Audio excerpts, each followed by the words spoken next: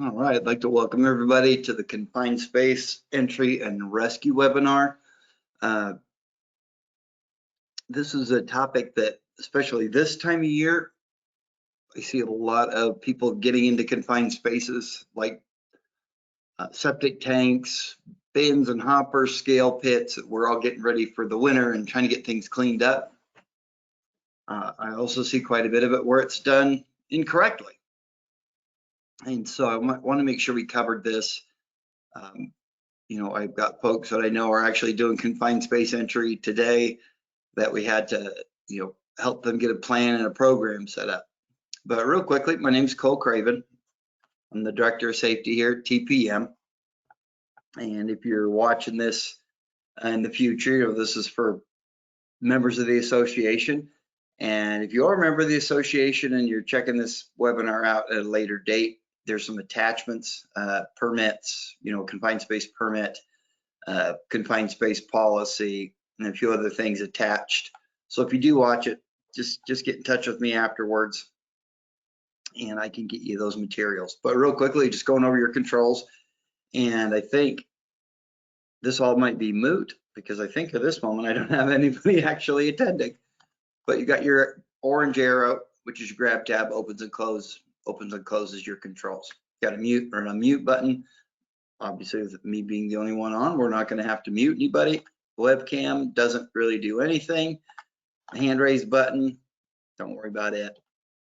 But during these webinars, the best way is to chat, to communicate. So you type what you want to say in the screen, who you want it to go to, and you can send it to me, the whole audience, to another attendee, and you're good to go. But let's get going on this. And I know this is a bit heavy-handed, but I like this picture because it is, quite often a sleeping kind of issue, something we don't deal with very often. And this is, in most cases, a very non-routine task. And in most cases that I see, we don't have the equipment to do it correctly. And so if you're going to do confined space entry, and your best bet is to reclassify it, get rid of all the hazards. But you do have to do entry. We need to have some things in place. We have to have a plan. We have to have a permit filled out. We have to be monitoring the environment.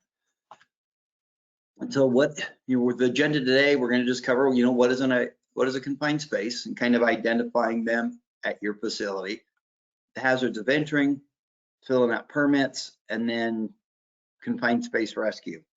And that formatted weird, but then we're going to talk about the dangers of unplanned rescues. So it has to be three things. It has to be large enough that you can bodily enter, get your whole body inside. So a 55-gallon drum or barrel isn't a confined space. Unless you can get your fairly small and they can get you in there and put the lid back on. But it has to be not designed for somebody to work in regularly. Maybe limited air, maybe limited light. So, it's not designed for continuous human occupancy. And then the last one is entry or exit is difficult, kind of one way in, one way out, ladder access, but it has to have all three of those elements. So if you got something that's the first two, but you've got 5 or 6 ways out of it, it wouldn't be considered a confined space. So confined spaces are very hazardous and potentially deadly. And I've got to get new statistics on this, but we lost 217 people just in the workforce in 2018. And you're considered to have entered it if you even put a finger across there. You put your head in there to check things out, you've entered the space. And you should allow no employee to enter confined space unless they're properly trained. And this session is not that. It's a whole different level of training for that. You got to have the right equipment, the permits, procedures, and it's got to be marked. Even if we never get into it, even if it's something that it would be insanely difficult to get into, if it's humanly possible to get into that space, it needs to be labeled. And I would just label it confined space. There are 100 different signs that you can get that say danger, confined space, permit required. I just want them labeled confined space. So do you have them? Yeah, I guarantee you just about all of us have them. whether it's manholes or tanks or boilers, that's one. Scale pits. You got bins, just label them all, just as confined space. You can get a stencil and a can of spray paint and spray confined, put that confined space stencil on them and they're good to go. Here's some more real world ones. These are ones from accounts. And they go all over the place. It's a scale pit down there. And they're doing it right. They're introducing a whole bunch of oxygen. This is a picture in the bottom right corner. They're cleaning underneath the scale pit. The picture in the middle is somebody in a bin cleaning it out. They don't know anything about confined space whatsoever. Picture top right. There's a couple entrances in there, but one they're using to put the oxygen into it and monitor, and the other one is for the people. And they've got the tripods to conduct a rescue. Need be, that deep pit is actually, even though it's open air, it still is a confined space because you got such limited means to get in and out of it. And then your dust collection systems crawling around in there, which we tend to do more often than we admit. Once you get in there, that's a confined space. So real world, these are kind of the things we're seeing. And so what are the hazards of it? Why are we worried about this? Well, it could be hazardous for a bunch of different reasons. Most common is you have not enough oxygen. You could have too much, that's possible, but rust eats oxygen. If you're in there welding or torching, that is eating oxygen. If you got microorganisms because there's rotten stuff down there and it's smelly, they are eating oxygen, producing pentane and carbon dioxide. So we got to have that monitored to know, and you have to have at least 19.5% oxygen reading in there at a minimum. Could be toxic or explosive. You have oh my gosh, all sorts of things in there: carbon dioxide, carbon monoxide, methane, pentane, argon. There's all sorts of things that, especially as biomaterial breaks down, they can make toxic gases, or very flammable gases as well. And you could have physical hazards. And I know we're not going to get into a culvert full of rattlesnakes, but the physical hazards are a lot of times what people have the most trouble getting rid of, because they've got pits full of wood chips, and now we've got an engulfment hazard, that type of thing. So this is the lack of oxygen's the number one killer. And you can't tell by sight or smell. You have to test test what the percentage is. And a really low level of oxygen cause your heart to stop after just a few minutes, cause brain damage. A lot of the times the work we're doing is burning up a lot of oxygen. Just as being down there is burning it up. And then too much doesn't happen as often, but it is dangerous because it makes fires burn hotter and faster, and you could get an explosion. We went over these already: hydrogen sulfide, methane, or nitrogen dioxide. These are all, as you read through these are all things that have been found in confined spaces. And you have some of these that just displace, like argon, just displaces the oxygen, pushes it all out of that space. Your physical hazards, some of these are from accounts. The top to the bottom one's just a scary photo full of bats, but you could have the actual, in the second picture, that auger, that is a hazard. The chips that are in that bin are additional hazard, but anything that's loose or unstable, something that could trip or make you fall, if things can be loaded on top of you. But any of that moving equipment, you could have electrical run through, that could be an issue. But really with most of these, the visibility is awful. And so when we get in there, we've got to lock out and control everything that's coming into there, so we don't load a bunch of stuff onto somebody. Because with the engulfment, people think that you have to be buried up over your head. No, you're buried about armpit height, and you're not able to draw breaths. So it's a lot of times people have their head and shoulders out of the material and still die from asphyxiation. So we got to identify the hazards. with the spaces before we go in and how we're going to control them. And then there's the biggest part is the preparation of entry. Okay, what do we have to have? Who do we have to have? Are people trained to do it? We're going to do continuous air monitoring, and we're going to introduce air whenever possible. But by filling out those permits, it's viewed as a pain in the butt, but it's basically ensuring that you're going to get out of there, that you've addressed all these hazards and you're doing it right, so I don't have to worry about killing anybody. And then you got PPE that's required. You might be able to reclassify that space if you can eliminate all of the hazards. If you can lock out, or you can make sure all those, we're not going to get engulfed, we're not going to be oxygen efficient, we're not going to get caught in machinery, you can possibly reclassify that space. But when you're doing it, any type of confined space entry, you've got to have multiple personnel involved, and they're going to have jobs.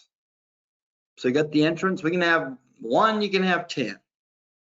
You're going to have attendants, you can have one, you can have multiple, but their job is only to attend that and maintain contact with the entrance, make sure it goes off right. Now you have an entry supervisor, and why you have to have an entry supervisor is because that is the person in charge of the whole thing. And it's also who OSHA is going to go to if you have an injury or fatality. And once again, you're doing a true confined space entry. What's your rescue plan? 911 does not cut it. It no longer is, it's not feasible, it's not plausible. They don't have the funding, they don't have the training. It's unacceptable. We have to have our own plan to get our people out. So the permits, this is one of the first things or more important things that I've got attached with this. So if you're a member of the association, let me know. I can send you a variety of these, but they're required for any confined space entry. If you can reclassify it, then it's a non-permit entry required confined space. You don't have to fill one out, but otherwise you got to fill this out, and it's a legal document. So no blanks, no falsifying, and ultimately it's issued by that entry supervisor. But it's the one that's going to be accountable if things go wrong. And if you knew that things were not what the permit said they were, then you could go to jail. That's criminal negligence. It's got to be posted at or right near where we're doing the entry. Like I said before, we got to complete all of it. Don't forget it's a legal document, and we're going to keep it on file for 30 years. That's the regulation on that. That's the standard. So you do these, you have them up. They're only good for 24 hours, but you can do a new one the next day if you need be, but you're keeping those things for 30 years. So the types of rescue, the best type is self-rescue. But that only works if they're conscious and alert, can identify hazards. And even with they recognize the symptoms of exposure, is capable of functioning normally, then maybe they, self-rescue's the option. But it's still a near miss. And if something went sideways, we didn't address it, and they were, thank God, able to get themselves out. But that's the best option, is really not having to rescue at all. They can get themselves out of there. Non-entry rescue is probably going to be the most common one if we're going to do it right. Whereas they got a harness on, we got a lifeline attached to that harness. And what happens is not always the space that gets them. Sometimes it's the heat. People have heart attacks, people pass out, people hit their heads. And when we go jump down there and go try to rescue somebody, well, we're not really sure what caused them to drop. So that rescue plan's got to be legitimate, such as climb down the ladder. You're not going to grab somebody, throw them over your shoulder, and carry them up that ladder. So we got a retrieval line hooked to them. We got a tripod, some way to winch them out, and please no truck winches or four-wheeler winches. I only say that because I've seen it happen, and I've seen somebody get their knees dislocated because we just yoinked somebody out of there and we didn't clear out around them. It did dislocate both their knees. So your attendant's going to be the one to confirm they can be moved safely, and then we winch them out. And with these tripods, they're hand crank, they're hand winch. You can get ones that are powered, if you will, but they can only move 300 pounds. That's the standard and the regulation on those. And then entry rescue is our very, very, very last resort. You know, when you got people unconscious or they're seriously injured, they need immediate assistance or medical assistance, and the space makes it non-entry rescue impossible. You know, you may have that lifeline connected to them, but they went down through 3 different little crawl spaces and tunnels, and we can't get them out. So if you're doing an entry like that, the non-entry rescue is not really plausible. So what do? My advice would be, don't do the entry yourself. Hire somebody who is qualified, certified, has got the equipment, knows what the heck they're doing. Because we might do this once a year. I've got accounts that they go down into their septic tank once a year. And I don't know what the heck you're doing going down in the septic tank, but that's the truth. You know, so it's not something we're really skilled at, because, you know, you work there 20 years, you might have done that entry 20 times at most. So we never enter a space to perform rescue, regardless of the urgency, you know, unless we're ready to go, because 60% of all confined space fatalities are would-be rescuers. You know, and we need to have on that permit how we're going to, you know, contact the rescue crew. I would have them there on site during the entry. And so we've got to show how we're going to contact them. We can do that non-entry rescue. That's absolutely fine. You know, where we winch them out of there, but where there could be in situations where it's just not plausible. And we're not tying ropes around people. They've got to be wearing a harness and have that lifeline connected to the back. So we're going to get that tripod and winch them out if we're lucky. There's going to be times when you go to enter a confined space and that tripod's just not plausible. It's not feasible. And so then you got a whole other issue. And that's why that hazard identification, identifying what the hazards are in the space before we're considering entry, are so important. And it doesn't matter if Carl's been going down there for 35 years. And you may get lucky. Carl may have a heart attack. Carl may bang his head. And then we're going to have body recovery. It's really what most confined space rescues are, is body recovery. So what are the dangers of just jumping in and doing it? Once again, almost all your fatalities, 60% are the would-be rescuers. 6 out of 10 people that die in confined space are people who went down to rescue. And it could be anyone that does that. Co-workers, police, ambulance, fire department. They can go down there to attempt to save someone, and we lose them as well. So if you come upon a scene where you see people who have succumbed to something, do not rush it. And it's hard. It's a gut check decision to just, their only chance is if you have a plan and you follow it, and you get the people there that can help rescue them. And I'm not naive. I know a lot of these confined space rescues that we're really doing are just, you know, we're having the millwrights or the maintenance guys just bop in there, jump in there for just a couple minutes. And so they're not going to be in there long enough to get hurt. Doesn't matter. We still lose somebody within the association, a couple somebodies every year. So you got to remember that even your well-planned rescue generally ends up as a body recovery, as a body retrieval. So you've got to train our folks. They need to understand what they're doing. They need to understand how to identify those hazards. They need to understand how to address them, how to fill out that permit, and how we do it right. If we do all those things, you won't need rescue.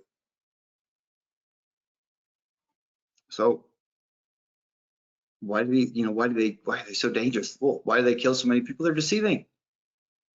You can go down, you can look down in there and you don't see anything where they're caught in machine or they're engulfed in materials or anything. It could be completely oxygen deficient. That has happened. That's why introducing that new oxygen to it is super duper important. So you go down there, and if you're down there more than a couple minutes and it's oxygen deficient, you're going to go down too. And so fatalities do occur with this. And I know I'm kind of beating a dead horse, but 60% of those fatalities are rescuers. You know, 218 people in 2018 died. You know, 60% of that were people trying to do the good thing and rescue those people. We have to have a plan. We have to have training, and we've got to get the permits and the equipment. And a lot of times we don't even know what the hazards are, because a lot of the confined space entry that I see, they've never taken the time to check it out and see what really is going on. But the reason why so many fatalities result is that people are overcome by their emotions, is that gut check thing.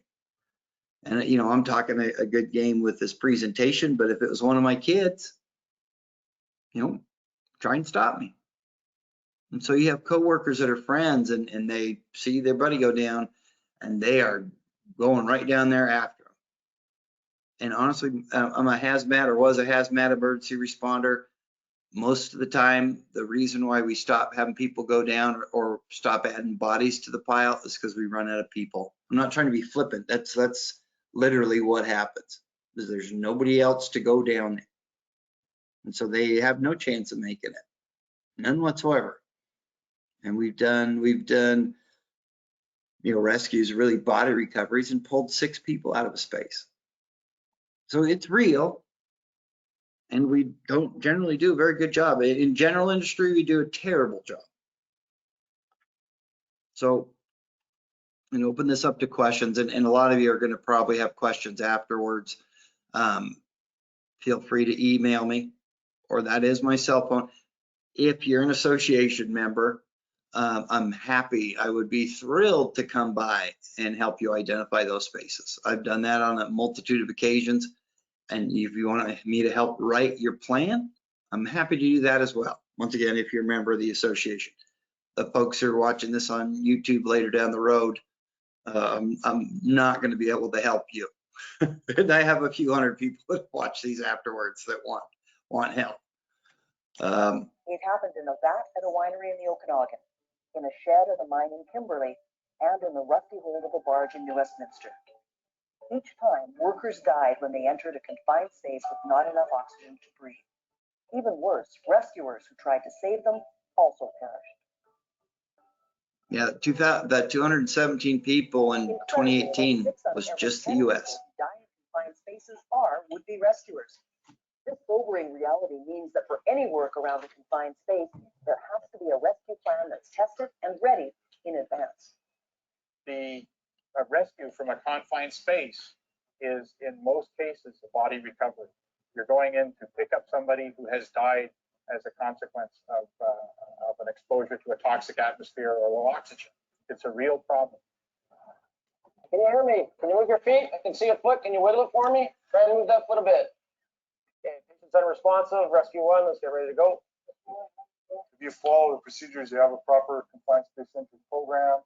You do hazard identification and risk assessments. You know, you look at what the job function is going to be, what you're doing in the space. Are you going to create any airborne contaminants?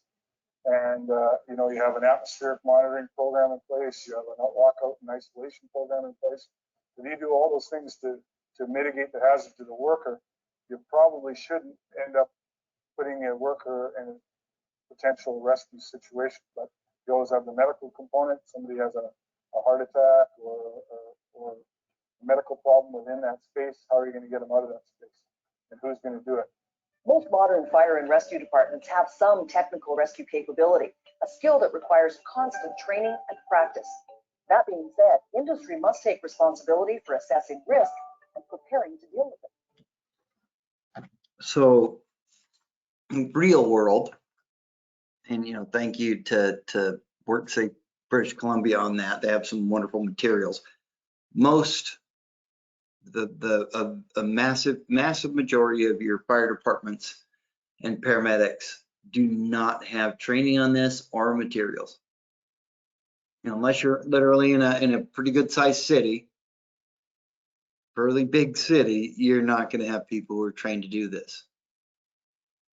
Or they may just flat out may not have the equipment. I have heard on multiple occasions now on the radio when we've had confined space issues, we'll say, that the firefighters or the paramedics say, well, you better have them out of that space before you get there because we're not going in to get them. Because what will happen is they go in, even if they're successful, if they don't have a permit or they don't have training or they don't have the right materials, they will be cited by OSHA or WSHA or Oregon. It doesn't matter. They'll be cited by the equivalent of OSHA. And that's not an exaggeration. That's not a horror story. That is a fact. And I've seen it, and I've helped companies, help emergency responders, local volunteer fire departments and volunteer paramedics, with those cases. So I know it's a boring topic, and I also know that it's a topic that not many people want to address because it's just something we only do once a year, or we don't think that space is hazardous. There's so much going on. We can't, on confined space, we can't think. We have to know. And so, yeah, if you have any questions, you need me to come out and identify spaces. Once again, if you're a member of TPM, I'm thrilled to do it. So I'd much rather come out there and help you get your confined space program under control versus help you deal with fatality. And, we average 1 or 2 a year just in the association. And it's a scary, scary thing. So I appreciate your time. I much prefer to be teaching on this. And yeah, feel free to get in touch with me if you have any questions. Or if you cannot get the materials, you should have a tab called materials. So if you can't pull those permits or the policies or procedures out of there, just email me after this. I'll leave this up for a little bit and I can send you the presentation. I can send you all the attachments, but I do want to thank you for your time. I'll leave this up for about 30 more seconds and then we're going to call it good. Thank you, everybody.